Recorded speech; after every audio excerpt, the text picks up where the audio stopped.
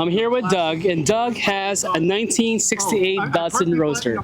Doug told me that he is not the most mechanically inclined person. However, what he's proud of is that he could actually maintain his car on his own because it's a relatively easy car to work on.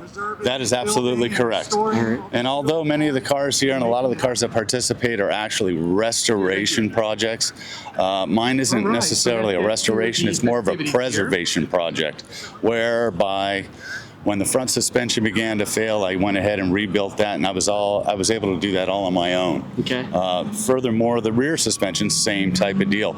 It didn't take the special skills or knowledge or tools. It just took some stick-to-itiveness and some help from others in the Roadster community. Okay.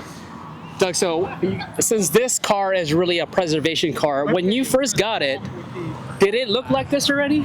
No, it didn't look like this. It had been freshly painted, but the paint hadn't been completely worked on and polished out. Furthermore, all the bright work had to be refreshed and redone. All of the bright work on my car is all original, so I didn't buy the knockoff or the replica bumpers from overseas. They're the original bumpers that came with the car in '68.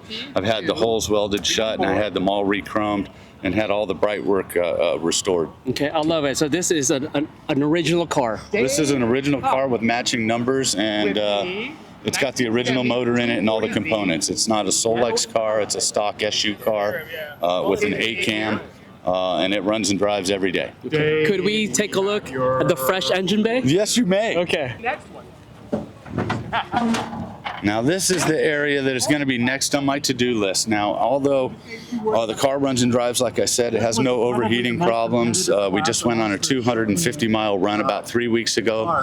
The car ran great, but what it needs is its little facelift under the hood.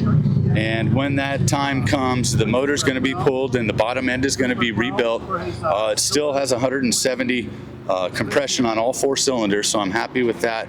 But at some point I need to address some of the dingy portions of the motor along with the firewall itself that you can see is a different shade of white than the exterior of the car. Okay. Well, Doug, it does look pretty clean. Thank you very much. All right. Well, tell me about let's shift to the interior. The interior, when I got the car, had been in pretty rough shape as well.